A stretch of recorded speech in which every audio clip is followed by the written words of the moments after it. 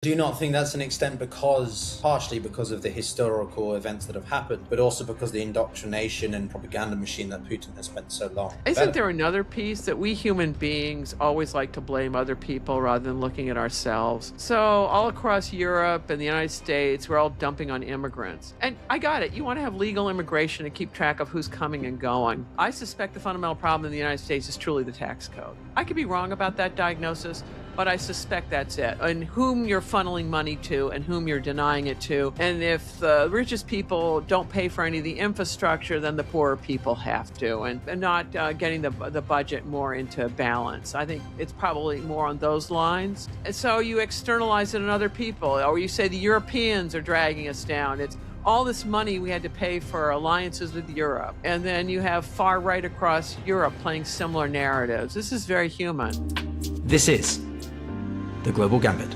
Okay, but this brings me to a broader point, which is I don't know if you read things like the National Security Strategy, not that I'm really nerdy and I read all of it, but this is a demonstration of the strategic vision that Trump seems to have for the world, right? It's continentalist. He's a real estate man, right? He sees seriously, right? He's all about developing properties and taking territory. It's anachronistic. It is the original way countries organize themselves as continental. You have a big army, you go take things, or you beat up anyone who tries to take your stuff. And it was the Industrial Revolution and then post-World War II institution building that made the maritime paradigm of we are all going to compound wealth an alternative. And it was fabulous, and it remains fabulous, and Europe will keep it going. The United States apparently is doing a timeout, which will hurt us profoundly. But you all are going to use it as an impetus to improve your own institutions. It'll make you stronger, and we're making ourselves weaker, the United Americans. Sure, we're seeing a rejection of globalism, globalization towards regional blocs, these spheres of influence. But do you not think that there is a deeper thing here, that the Americans are divvying up the world with the Chinese and the Russians, even though he's trying to go against We the don't Russians? know. That's one speculation, is that the three guys got together and said, you get this, you get that, you get that. Okay. Who knows? Continentalists often divvy things up, but they rarely stick to it long term. They tend to try to poach each other's stuff, right? Well, I mean, okay, you can just another look at element it over is history. sure, but another angle of this then that contributes to it is the rejection, or shall we say, exposure of international law, right? This whole idea that rule of law, That's liberal maritime. democracies. That's maritime. Continentalist is it's rather like a Roman Empire. So they developed the Roman code, but it only applies to the Roman Empire, right? So you're saying that things like international law versus might is right is based on the pure geographical approach, maritime versus land. No, I'm just saying they're two different world orders. One you've already discussed, dividing everything into spheres of influence. Every sphere has its own legal system, and that goes back to empires. This is a very traditional way of doing things. And then empires often fight with each other because they want to make their own rules universal, or they want to take a big chunk of their neighbor. That's pretty typical. And the World War II generation said this is insane. That the armaments of an industrial age just kill off way too many people. We've done 2 world wars. We're never going to do this again. And we're going to do institutions, and we're going to send diplomats and lawyers rather than soldiers to settle things out. It will be far more efficient. We'll make much more money. And guess what? Post-World War II experience and economic growth demonstrates that they were correct. Right? And you can look at Gaza today, or you can look at the Donbass today, the parts that are occupied by Russia. It also demonstrates they're correct. These places are leveled. But then, okay, so what about then realpolitik, the idea of alliances and all the things that we've touched on then? What are we looking at here? What kind of question is that? What are we looking at here? Let's disaggregate your 3 powers. Russia is a shadow of the Soviet Union. It is going to be a vassal state. It already is. It's a vassal state of China, and there's no way they're going to dig their way out of that one anytime soon. There was this wonderful opportunity for Russia. It was very difficult after the implosion of the Soviet Union, but where there was a wonderful opportunity around, I don't know, 2000-ish, when oil prices went way up. Yep. That would have been the opportunity to clear out the legal system to make it more conducive for small businesses to be able to make money and to keep their money and not have some protection person trying to take their money, and improving the road system. And instead, Putin rose to power on a diet of wars. He comes to power in the Second Chechen War, leveling Chechnya to keep it. I don't know. And then he does the 2008 war to take Ossetia and Abkhazia from Georgia. And these things are popular in Russia, and the oil prices are going up, so there's money to share with Russian standard of living going up. But then oil prices take a big reverse, and they reach another peak. I think it's around the time of the 2014 invasion of Ukraine. Yeah, and there was another peak right after the invasion again, but basically oil prices are down. And Russia lacks the technological ability to develop new oil fields without Western capital. So it's spending all of its money. Well, it's blowing up its money. Its money are going into armaments for Ukraine, where they get blown up. And it's just going to make Russia poorer and poorer and poorer. And you look at, I got some statistics that you'd be entertained with. What did I get? So when I was looking for 1980, the Soviet Union had 6 times the GDP of China. And now I'm going to swap to GNP. Today, China has 14 times the GNP of Russia. So Russia's toast. It is a permanent neighbor of China. The Chinese will get whatever it is they need out of Russia.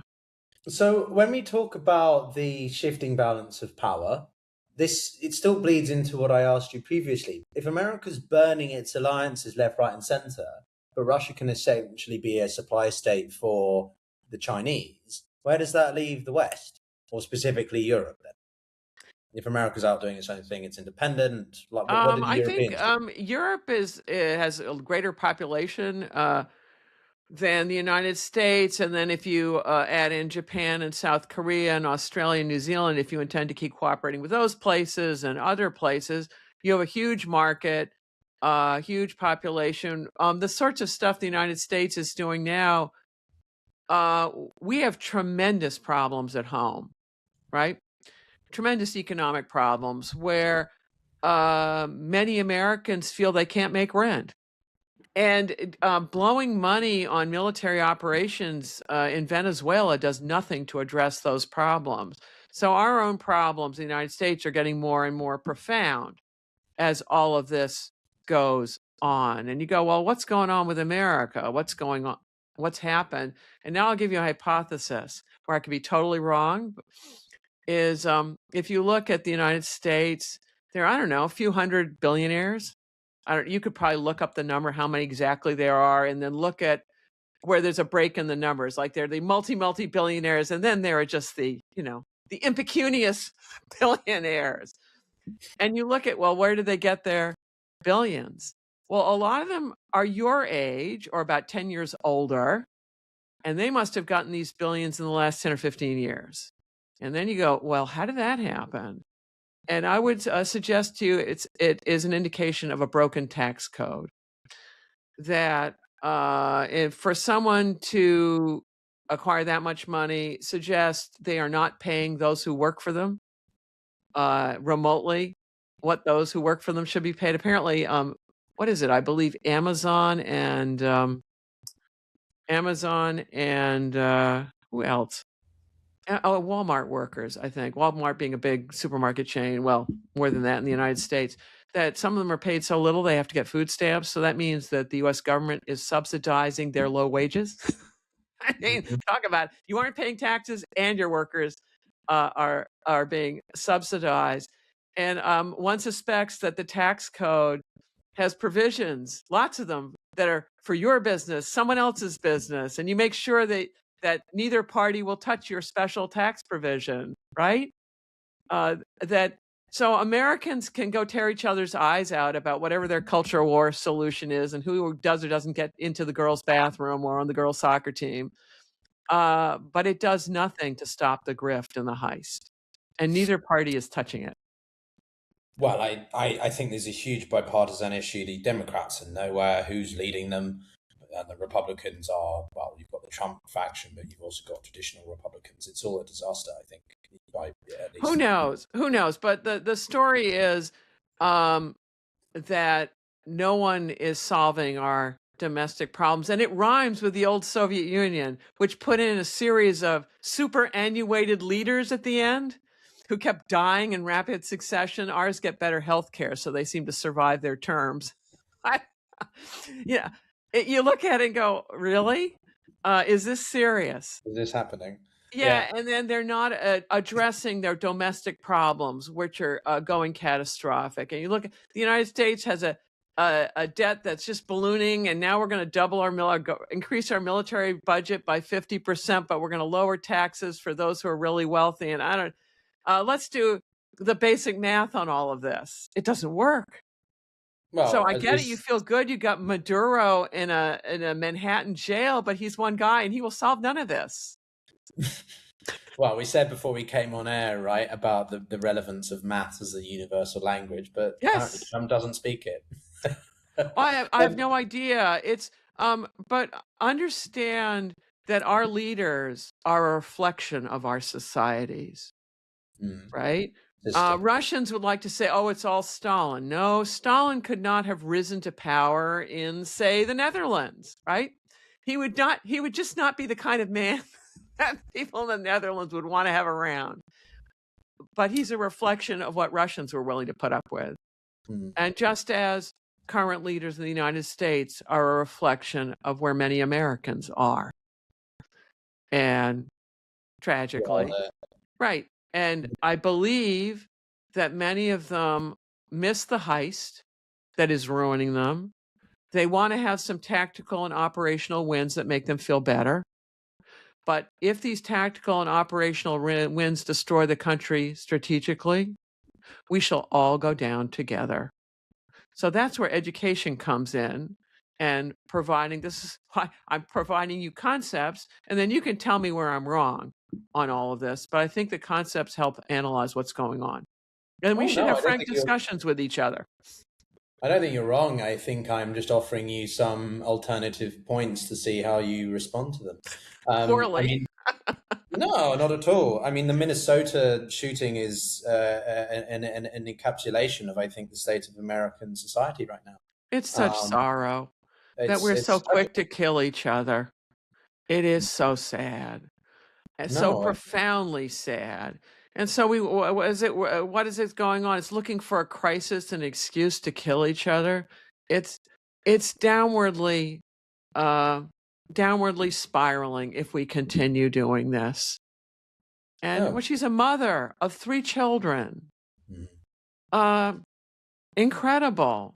So some big He-Man thinks he's a tough guy because he blows her away at I don't know. We're just quick to shoot people in the United States instead of backing off. No amount of escalation should have led to that. But I don't know the details. I truly don't know the details of what the story is. I'll give you a story of another shooting. There's a very famous picture in the Vietnam War. You've probably seen it. Of I think it's a South Vietnamese high-ranking officer shooting a Viet Cong, a kneeling Viet Cong in the head. And my generation saw this picture. I mean, it's horrendous. And it was and then it was portrayed as the inhumanity of the South Vietnamese. And there was a problem. It turned out that particular Viet Cong had, I don't know, been burning villages down and blowing away a lot of villagers earlier in the day or the previous day. It doesn't justify what happens, right? But it's the context of what happens. I'm not trying to justify stuff, but I urge people, do not rush to judgment on what exactly happens, but you should have free and fair investigations. And yeah, I don't get why Americans are so busy shooting each other. And they're all itching to hold arms to go blow each other away. Who does that? No, it's horrible. And I think that one of the points it talks about or leads me to think about is miscalculation and escalation. If Yep, we bring it back that's to probably the foreign plan. affairs, if we bring it Right. back to foreign affairs, like one of my biggest concerns is about miscalculation. A couple of weeks ago, we had this claim by the Kremlin that Ukraine has targeted Putin's residence. I get it, Obviously, but it's so a false what? flag Even if they had, so what? They've been targeting Zelensky forever, because right? it can be misinterpreted by one, and it leads to What escalation. interpreted that many people wish Putin were dead? Many Russians wish he were dead. I mean, get a life, buddy. Certainly. But my point is that if the Russians are believed by Trump and he responds in the way that a lot of Europeans were fearing, what does that entail for Ukraine further down the line? If the Americans really withdraw their funding, any logistical support, you see how the strategic Oh, bleeds I into get the it. What you're operational effect. witnessing is precipitous American decline unless the United States reverses course. And like blowing your alliance system, who does that? Who wants to go up against bullies alone? That's just and not a failure to respect both blue collar and white collar expertise. A lot of white collar people used to look down their noses at people who had blue collar expertise, and in fact, both terms are ridiculous because everyone wears T-shirts today now anyway. So what's all this collar stuff? Uh, but as what's going on now is the payback for dissing all the people who build the bridges, who put in the electricity and do really important things that we cannot run a modern society without, is that now they're dissing the professionals groups of people. So you get someone like Kennedy who knows nothing about, has no pharma degree or anything, trying to tell Americans how the vaccine rollout should be. He just doesn't have the expertise to do it. And we got a lot of people in high places who lack the expertise. It's like the parallel I like to draw is you can have a perfectly good hairdresser, but when you make the hairdresser the car mechanic or vice versa, you're going to have a car that doesn't run and a really bad haircut. And currently that's what's going on. It's precipitous decline. And the question is whether the United States will reverse this or whether as Toynbee said, civilizations don't die by murder, but by suicide, whether Americans are on a national suicide. I got a whole bunch of them are against assisted death. So I don't know what they think they're doing. But anyway, I've got a little joke for you. If you may have after this conversation, we need a big joke. Yeah. well, you mentioned Jim Beam whiskey, and that I do like that one actually.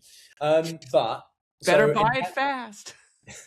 in heaven, the police are British, the lovers are French, the cooks are Italian, the mechanics are German, and it's all run by the Swiss. In hell, the cooks are British, the mechanics are French, the lovers are Swiss, the police are German, and it's all run and organized by the Italians. So, You got it wrong. It's the police are like Russians or something. But anyway. well, we're keeping it. It's from the 1970s. It was when the EEC was a thing, but still, I thought you'd find that funnier.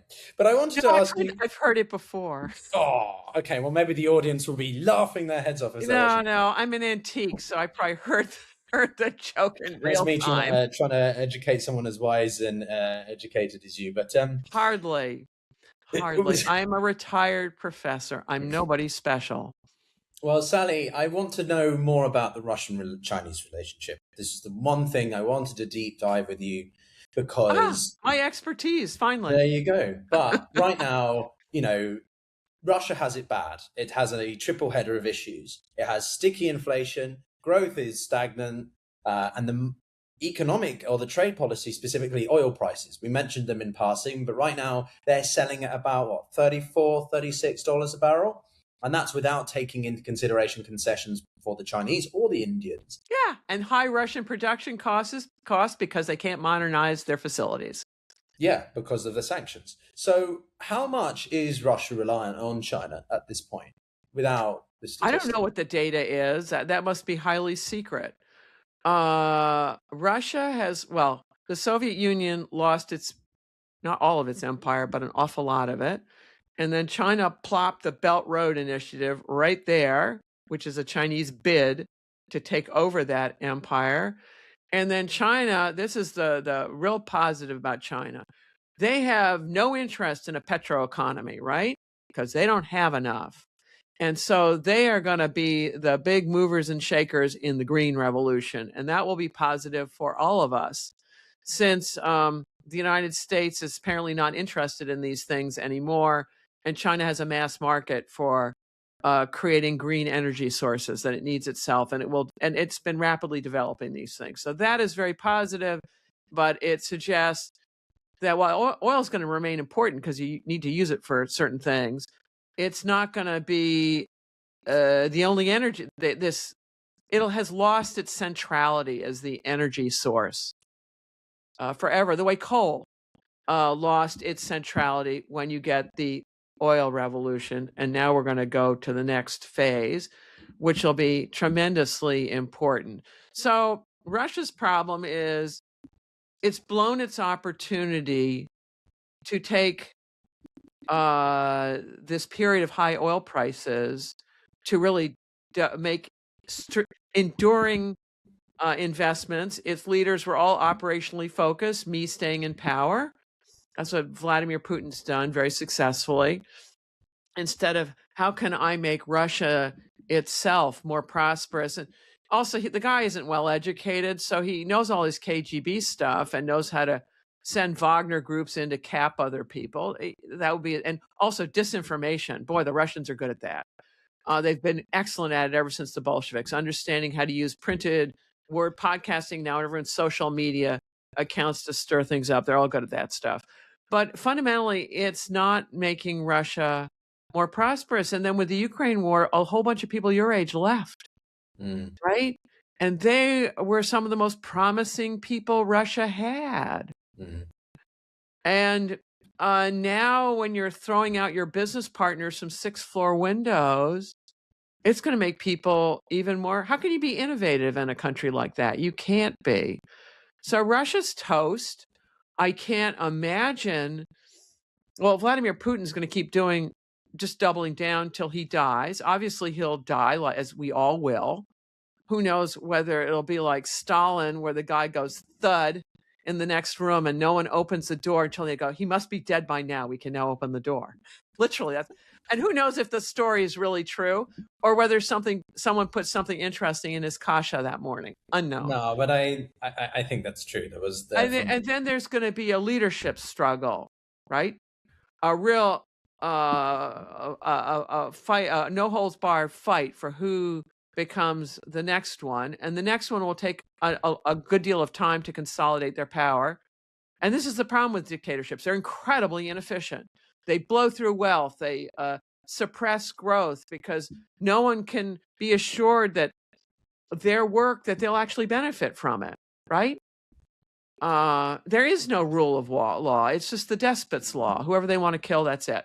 So also, unlike China, Russia doesn't have this vibrant commercial tradition. China always has had one.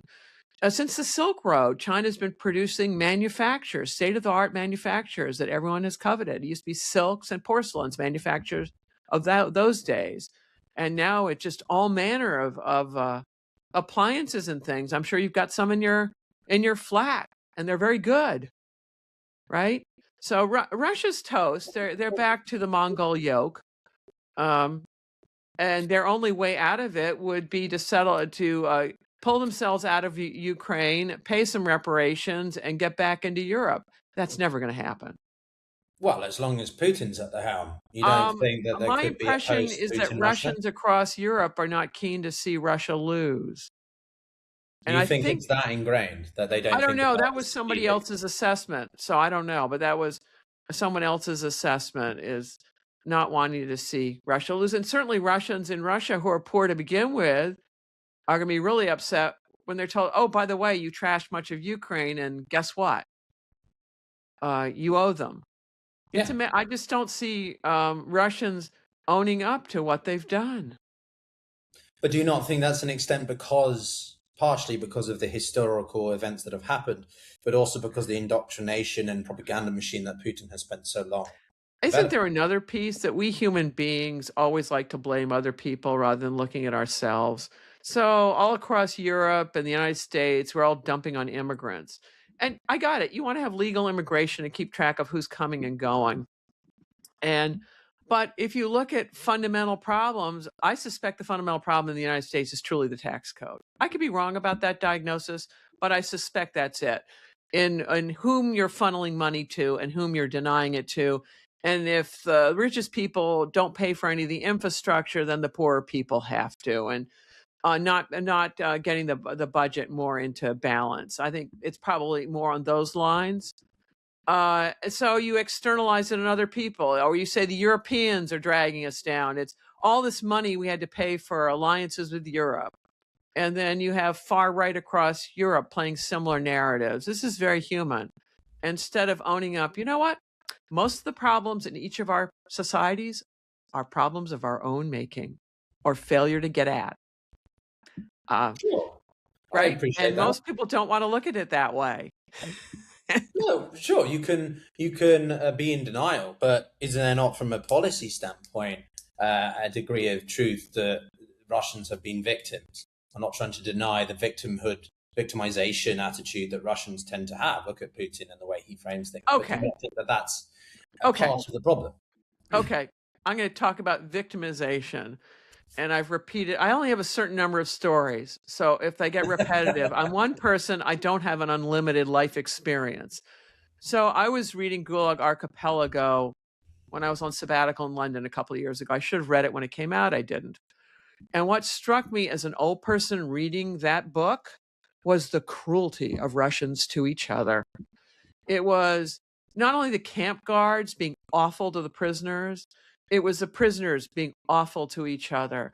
It was people along the way being awful to people in the trains. It was family members being awful to each other, of people coming back and neighbors being awful, right? Of not, and being willing to inflict incredible cruelties on each other or ignore that they were going on.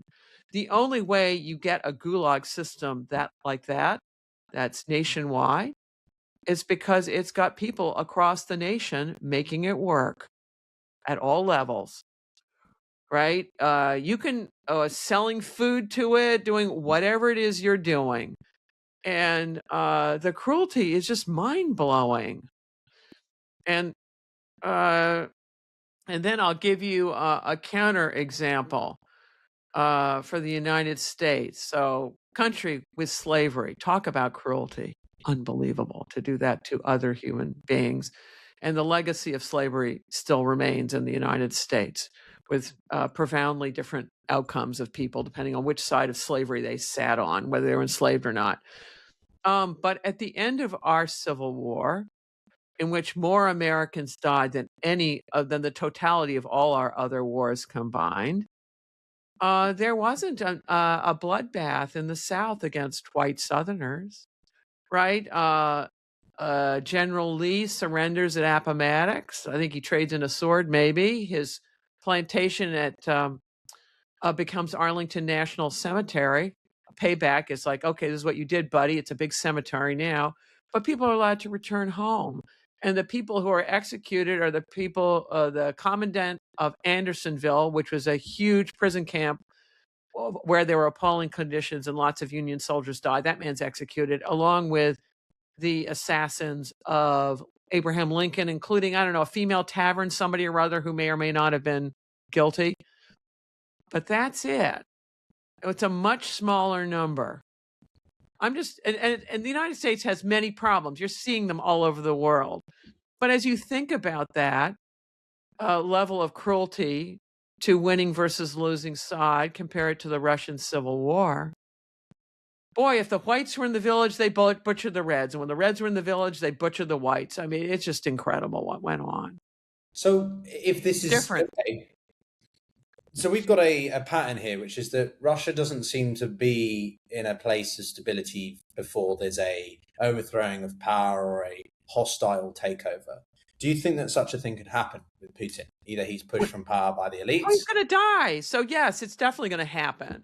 Whether it's he dies in his bed of a stroke, I mean, man, he's under pressure. You think of who'd be a good candidate for like a massive heart attack, given just the enormous pressure he's under. Or maybe he's just a sociopath that is immune to all sorts of pressure. I have no idea. I'm not a psychiatrist, let alone a medical doctor. But the man's going to die, and there's going to be a free-for-all when he does. That's a guarantee. Therefore, Europeans would be wise to have a full-up plan of what to do on that day and what to do on the next 5 or 10 years before power re-solidifies. But what about Russia itself? Does it fragment into different I have parts? no idea. Oh, well, or whether China moves on in. And then at what level? Is it just buying off the leader? Unknown. Well, I realistically, I think the Chinese would take out Manchuria, but I don't think they're necessarily interested in the whole annexing of the Far East or something. Who knows? You and I don't know. Be cautious about speculation about other people.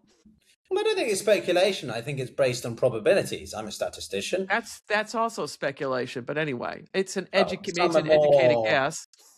Well, certainly there's speculation, there's conjecture, but then there's also based on what is more conceivable than others. I don't think Russia's going to break apart. Okay, into conceivable. 10 years ago, would you have thought where we are now in the world was remotely conceivable? Well, I think that's a slightly different question. I think comparing the entire world and the international system is different. Okay, the U.S. European relationship. No, of course not. There we go. So it's hard to know. But then why bother talking about it at all? If we because it's understanding what's speculation and what's not. And I mean, I've given you speculation about the U.S. tax code. I don't know that I'm right about that, but I toss it around as food for thought. At what point does strategic dependence for Russia turn into strategic vulnerability? I think the strategic dependence is a strategic vulnerability. So you don't think there comes a point where we're already past the point of too far for Russia? They can't reverse their dependency. Oh, another concept, pivotal errors. We all make errors, but if you make a pivotal error, it's a term that I cooked up, probably based on somebody else's whatever that I don't even remember. There's no going back to the status quo ante, and the choices following your pivotal error are much worse than the ones you had before going in.